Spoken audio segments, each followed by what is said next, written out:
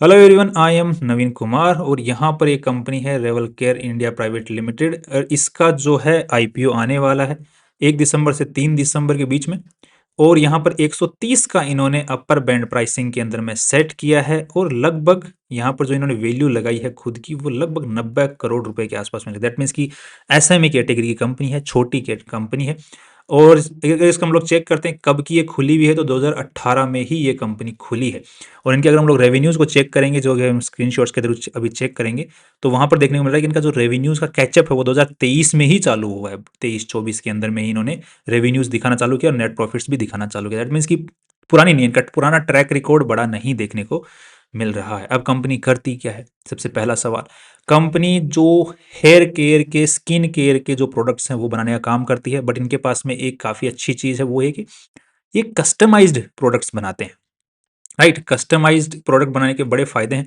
And कि जो Gen Zs हैं, जो मिलेनियल्स हैं, वो उनकी रिक्वायरमेंट है कि हम लोग जो जेनरिक जो प्रोडक्ट्स हैं उनको क्यों यूज़ करें। तो उनके लिए काफ़ी सहूलियत है कि हमारी बॉडी को जो सूट करता है, हमें जो प्रॉब्लम है उसी प्रॉब्लम को, रूट कोज को समझ के हमें जो प्रोडक्ट्स हैं वो दिए जाए। तो उस टाइप का जो स्ट्रक्चर है इस कंपनी का देखने में मिला कि वो आपकी प्रॉब्लम को पहले समझती है। इनकी जो वेबसाइट है उसके ऊपर में आप क्विज को अटेंड करते हैं, उसमें आप अपनी प्रॉब्लम्स बताते हैं, फिर फ़ोन नंबर देते हैं। आई थिंक उसके बाद में इनका कॉल भी आता है आपके पास में, और फिर ये आपके हिसाब से एक आपका जो प्रॉब्लम है उसको समझ के आपके लिए कस्टमाइज्ड प्रोडक्ट बनाते हैं और आपका नाम लिखते हैं उसके ऊपर में। बिकॉज़ मैंने यहाँ पर जो इनके जो राइट, इनके जो जो टेस्टिमोनियल्स हैं उसमें देखे हैं कि लोगों के नाम लिखे हुए हैं डिब्बियों के ऊपर में। राइट, तो ये जिन्होंने बोतल भी दिखा कि यहाँ पर आपका नाम रहेगा। That's nice. अगेन अब ये कंपनी काम करती है। अब देख लेते हैं थोड़ा सा ये जो पैसे उठा रही है, लगभग कितने उठा रही है। 24 करोड़ रुपए इनका क्या करने वाली है और किस तरीके से काम में लेने वाली है। जो प्रमोटर्स हैं उनके पास में अच्छा खासा स्टेक आफ्टर द आईपीओ भी रह जाने वाला है। That is also positive. So these are the positive things. अब एक जो नेगेटिव चीज़ है मुझे पर्टिकुलरली लगी, ये कि Marwari Chandrana intermediate brokers private limited, ये जो जो जो लीड मैनेजर हैं, इनकी जो परफॉर्मेंस है पास्ट की वो कुछ खास अच्छी नहीं है। बिकॉज इनके जो पास्ट में जो आईपीओज आए हैं, जो लेके आए हैं जिन कंपनियों के, उनमें इन्होंने जो जो कंपनी वाले हैं उनको तो अच्छी खासी क्रीम दिलवा दी, बट जो इन्वेस्टर्स हैं उनकी उनकी हालत ख़राब कर दी। क्योंकि इनके जो आईपीओज़ की जो लिस्टिंग गेन है किसी में, और जो बाद में अच्छी लिस्टिंग गेन तो मिल गई, बट अभी आज के दिन जो परफॉर्मेंस है वो बहुत ख़राब देखने को मिल रही है। सो जो इनके ऊपर थोड़ा-सा हम लोग, इनकी वजह से थोड़ा-सा नेगेटिव पॉइंट इस कंपनी को देखने को मिला, बिकॉज़ ये they do not think about the investors, they think about the company owners. अब थोड़ा-सा देख लेते हैं कि कंपनी जो पैसे उठा रहे हैं उनका क्या करने वाली है। तो यहाँ पर बोल रही है कि हम एडवर्टाइजिंग में खर्चा करेंगे, बिकॉज़ हमारा नाम हमें फैलाना है लोगों के अंदर में, बीच में, सो दैट कि हमारा और ज़्यादा नाम होगा तो जितने ज़्यादा लोग आएँगे फिर रेवेन्यू बढ़ेगा। तो नाम को फैलाने के लिए अपना पैसा खर्च करने वाले हैं, बाकी एक मैन्युफैक्चरिंग फैसिलिटी भी लगाने वाले हैं। सो दोनों ही चीज़ें काफ़ी अच्छी हैं, दोनों की इनको ज़रूरत है। सो बिज़नेस को बढ़ाने में काम आने वाले हैं। That's nice. आयुष महेश वर्मा जी इस कंपनी को आज के दिन चला रहे हैं। इन्हीं के पास में मालिकाना हक है कंपनी का। और यहाँ पर देखने को मिल रहा है कि कोई केस वेस भी खास नहीं है कंपनी के ऊपर, इनकी एमपीज़ के ऊपर में। That's again nice. 2018 में ये कंपनी खुली है एज़ वी नो। और उसके बाद में अगर हम लोग जो प्रमोटर्स हैं उनकी अगर जानकारी लेते हैं तो ये प्रमोटर हैं, इनके पास में 29 ईयर्स की एज है। दैट मीन्स कि जो जेनजी जो पब्लिक है, मिलेनियल्स जो पब्लिक हैं, उनकी जो रिक्वायरमेंट्स हैं, उनकी जो प्रॉब्लम्स हैं, उनको समझने वाला इंसान है। ये हम लोग अंदाज़ा लगा सकते हैं। बट द पॉइंट इज़ कि इनके पास में ज़्यादा एक्सपीरियंस नहीं है, बिकॉज़ नए हैं, बट प्रॉब्लम्स को समझ सकते हैं बिकॉज़ उस उम्र के हैं। राइट, तो इनके पास में ज़्यादा एक्सपीरियंस देखने को नहीं मिल रहा है। और इन्होंने बीटेक, ये जो बीटेक की हुई है, I think bachelors in technology, BTech इन्होंने कर रखी है। तो इस पर्टिकुलर फील्ड के भी नहीं है, बट इंजीनियरिंग वाले तो भाई इंजीनियरिंग वाले ही हैं। राइट, आज के दिन जो है लगभग 75 लाख रुपए सैलरी ये साल साल का इस कंपनी से उठा रहे हैं। नेक्स्ट यहाँ पर अब एक जो बड़ा इश्यू मेरे को नजर आता है कि इन्होंने जो एडवर्टाइजिंग के ऊपर में बहुत अच्छा खासा एक्सपेंस जो है करने वाले हैं, बट द प्रॉब्लम इज कि इसका नाम है रेवल, इनका ब्रांड नेम है ये, वो आज के दिन रजिस्टर्ड नहीं है। दैट मीन्स कि ये अपने जो राइट्स हैं, जो नाम है, इसको शायद हो सकता है फ्यूचर में प्रोटेक्ट ना कर पाए।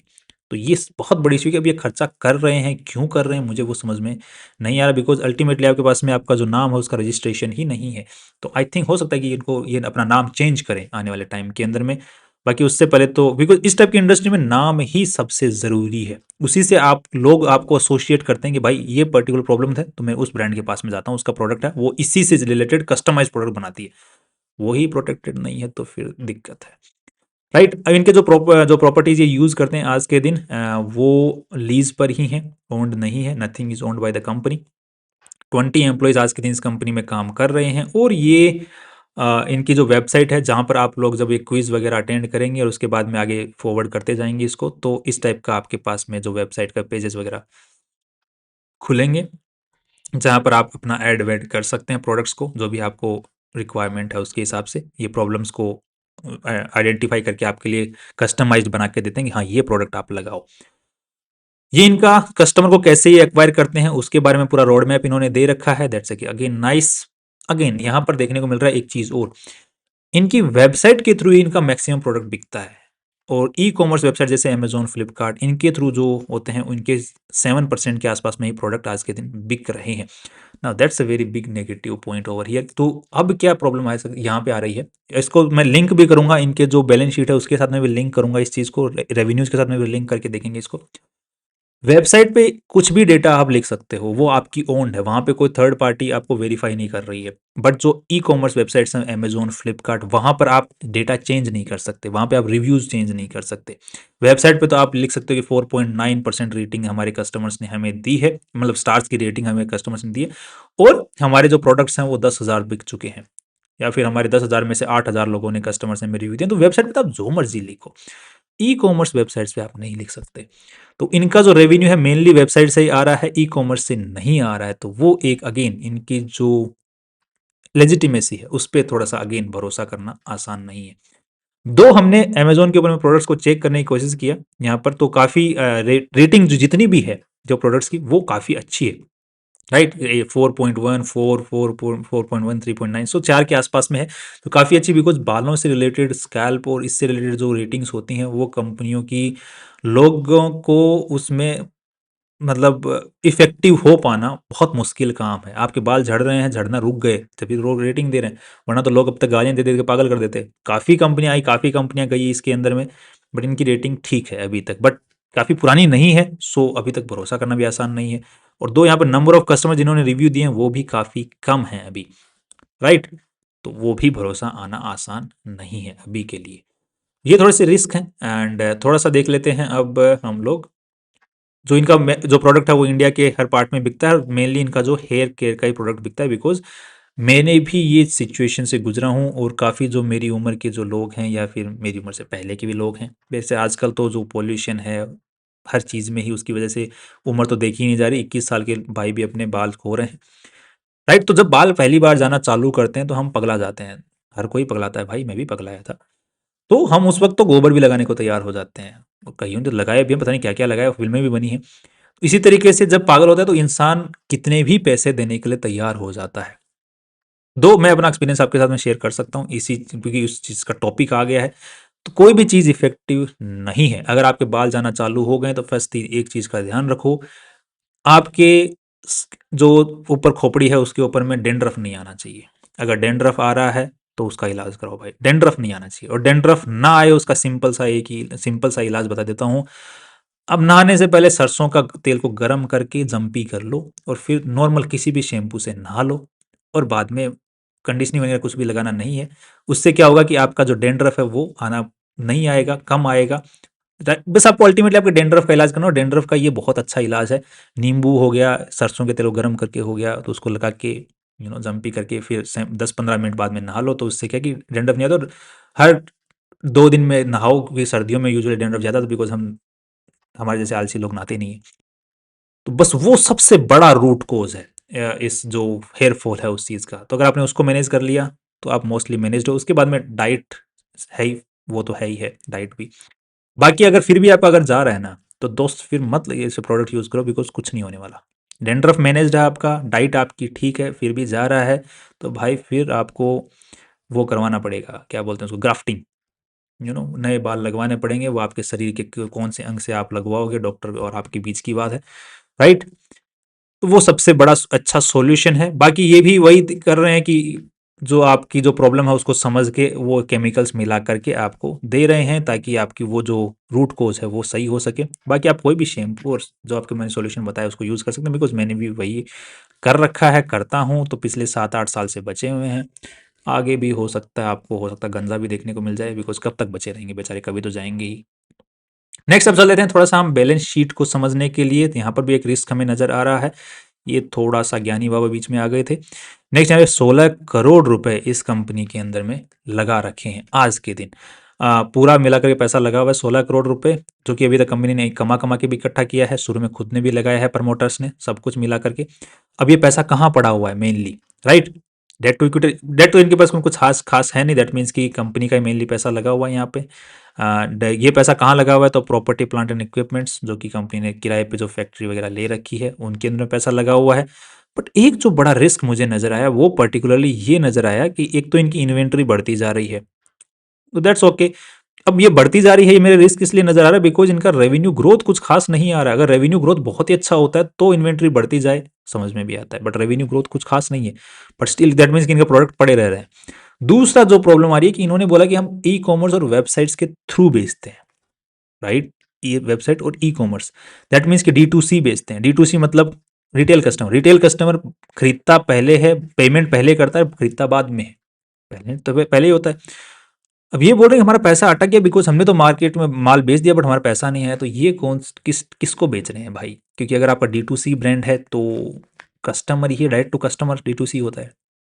तो फिर ये ट्रेड रिसीवेबल्स कहाँ से आए? तो ये अगेन एक बड़ा क्वेश्चन मार्क है, राइट? नेक्स्ट यहाँ पर कंपनी के रेवेन्यूज को अगर हम लोग चेक करते हैं तो 23 में तो कुछ भी नहीं था, 24 में फर्स्ट टाइम रेवेन्यू आया, फिर 10% की ग्रोथ देखने को मिली है, और इस साल भी लगभग 10-12% की ग्रोथ देखने को मिल रही है, जो हम लोग प्रोजेक्ट कर रहे हैं यहाँ पर।